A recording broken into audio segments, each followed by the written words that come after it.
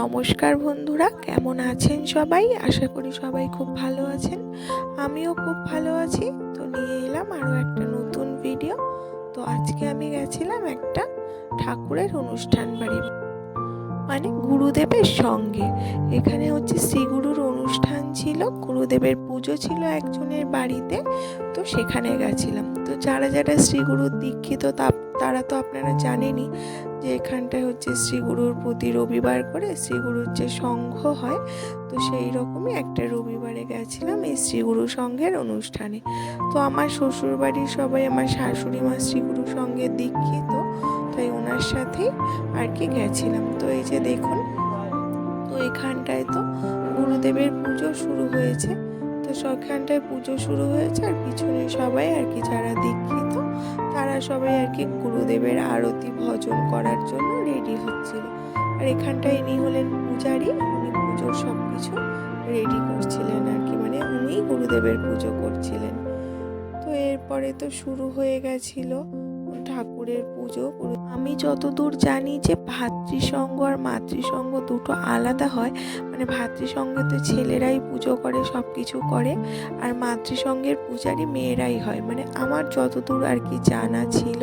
তো এখানটায় গিয়ে দেখলাম যে সেরকম কিছু না, ছেলে মেয়ে সবাই মানে গুরু ভাই গুরু বোনেরা সবাই একসাথেই আর কি পুজো করছেন, গুরুদেবের আরাধনা করছেন আর কি।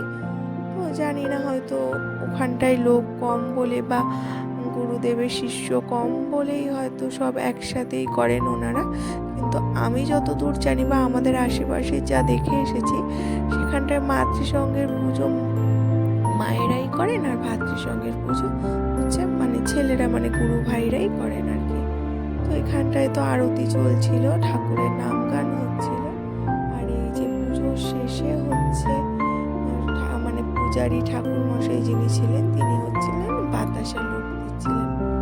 এই বাতাসা লুট, এবার সবাই এখানটায় তো বাতাসা ধরাধরি করা হচ্ছিল।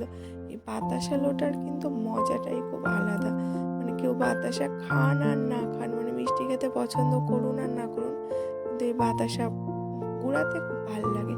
তো এরপরে পুজো শেষ, তারপরে চলছিল সাবু মাখা। এই যে সাবু মাখা তো গুরুদেবের একটা মেন প্রসাদের মধ্যে পড়ে আর কি। তো তারপরে রাত অনেক হয়ে যাওয়া আর পুজো শেষ হয়ে যাওয়ায় এখানটায় এরপরে সবাই খেতে বসেছিল, মানে রাতের খাবার ব্যবস্থা ছিল এখানটায়। তো খাবারের মেনু তো প্রথমেই ছিল যে ঠাকুরের প্রসাদ সাবু মাখা আর যে ফল প্রসাদ ছিল তাই। তো ফল প্রসাদের পরে এখানটায় দেওয়া হয়েছে খাবার ছিল হচ্ছে গিয়ে ফ্রাইড রাইস, আলুর দম আর হচ্ছে পায়েস। তো রাত অনেক হয়ে যাও, এখানে তো সবাই বসে পড়েছিল খেতে। তো এক ব্যাচে তো সব হয়নি, মানে পাড়ার সবাই নিমন্ত্রিত ছিল যেহেতু পুজোতে, তাই দুটো তিনটে ব্যাচ হয়েছিল। তো এখানটায় খাওয়া দাওয়া আমাদেরও হয়ে গেছে। হয়ে যাওয়ার পরেই দেখুন এই যে আমরা বেরিয়ে পড়েছি এখন বাড়ি যাব বলে।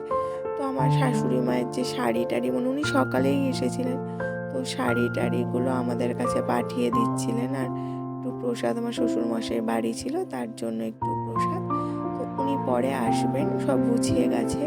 তো এখানটায় তো আমরা রওনা হয়ে গেছিলাম বাড়ির উদ্দেশ্যে।